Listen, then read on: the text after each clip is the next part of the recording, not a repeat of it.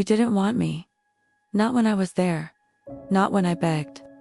Not when I would have done anything to make it work. You were fine watching me leave. But the moment I stopped reaching out, the moment I stopped checking your Instagram, the moment you realized I wasn't coming back, suddenly, you missed me. I'm going to tell you something that's going to destroy the fantasy and finally help you see why you can never go back. Ready? You didn't come back because you realized my worth. You came back because I stopped being available. And here's what you don't know yet. You were 9 years old the first time you learned that people only want what they can't have. And you've been proving that lesson true ever since. Stay with me, because what I'm about to show you will rewrite everything you thought you knew about why they returned. It wasn't that they changed. It wasn't that they finally saw what they lost. It was something so much more calculated. You became unavailable. And unavailable is the only language their ego speaks. When you were there, crying, begging, trying to fix it, you were too easy. Your love was guaranteed. Your attention was free. Your presence was assumed. But the moment you walked away, you became the one thing they couldn't have. And suddenly, you were worth chasing. Not because you changed, because your absence reminded them what it felt like to want something they couldn't control. And here's what you'll never forget. They didn't miss you. They missed the version of you that wanted them more than you wanted yourself. The one who answered every text immediately. The one who canceled plans to see them. The one who made them the center of your entire existence. That version made them feel powerful, desired, important. And when you took that away, their ego couldn't handle it. So they came back. Not with an apology. Not with accountability. Not with a change you begged for when you were still there. They came back with just enough. A text, a call, I've been thinking about you, to see if you'd fall back into place. You weren't their person. You were their supply. And the moment you cut it off, they panicked. But the real damage wasn't that they came back. The real damage was that part of you wanted to believe them. You thought, maybe they finally see me. Maybe the time apart made them realize what we had. Maybe this time will be different. It won't be. Because here's what you need to understand: people who come back when you move on aren't coming back for you. They're coming back to restore their sense of control, to prove they still have access. To confirm you're still an option when they need you to be. They don't want a relation, they want to know they still can. And the moment you let them back in, the moment you prove you're still available, they'll leave again. Not immediately, but slowly. The same way they did the first time. Because nothing changed except your availability. And once you're available again, you're no longer worth the effort. Close your eyes, you're 9 years old again. Can you see it? Can you feel what it felt like to realize, people only want me when I'm hard to get? Maybe it was a friend who ignored you until you found other friends. Maybe it was a parent who only paid attention when you stopped asking for it. Maybe it was the first time you learned that your presence didn't matter until it was gone. You learned early that absence creates value. That people chase what they think they're losing. That being wanted means being unavailable.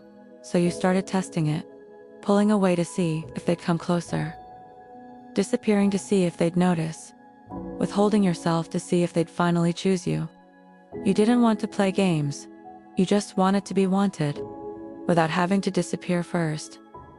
And that's when the truth revealed itself, not about them, about the wound you've been carrying since you were 9 years old, the wound that made you believe love requires absence to exist, the one that whispered, if I stay, they'll leave. If I'm available, I'm worthless. Maybe I'm only valuable when I'm gone. You didn't create that wound. They just confirmed it. So here's the truth. You've been avoiding the one that's going to hurt more than anything I've said so far. You weren't afraid they didn't love you. You were afraid that the only version of you worth wanting was the one who was already gone. That's why the return felt like validation. That's why part of you wanted to go back. That's why you questioned your decision to move on. Because accepting the truth would have meant facing something unbearable. They don't want you. They want the feeling of being chosen by someone who's no longer choosing them. And the moment you choose them again, you become worthless to them all over again. And then something broke. Not your heart, that had already healed. Something deeper. The belief you'd been carrying since you were 9 years old. The one that said, if they came back, it means they finally see my worth. That belief. It finally shattered. The shift didn't happen when they texted you. Not when they said they missed you. Not when they promised it would be different. It happened when you asked yourself a question you'd been running from since they left. Not why did they come back, but why did they only want me when I stopped wanting them? When you stopped seeing their return as proof of love and started seeing it as proof of ego. When you realized the person they wanted back wasn't you. It was the version of you that made them feel powerful. You stopped responding the day you realized coming back when you're finally happy isn't love, it's control. Here's what you learned. When you ignored that text, they didn't come back because they missed you. They came back because you stopped missing them. And that shift, the one where you became whole without them, threatened everything they believed about themselves. If you could move on, it meant they weren't irreplaceable. If you could be happy without them, it meant they weren't special. If you could heal, it meant they didn't matter as much as they thought. Their return wasn't about wanting you back. It was about needing to know. You still wanted them, and you didn't. Not anymore, because somewhere between the crying and the healing, you realized something they never expected. You didn't need closure from them. You gave it to yourself the day you stopped waiting. You don't think about them anymore. Not the way you used to. Because the anger dissolved the moment you realized they didn't come back too late. They came back exactly when you needed them to prove you'd finally outgrown them.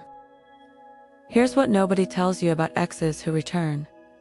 They come back when you're healed, because your healing is the only thing that threatens their narrative. If you moved on, it means they were replaceable.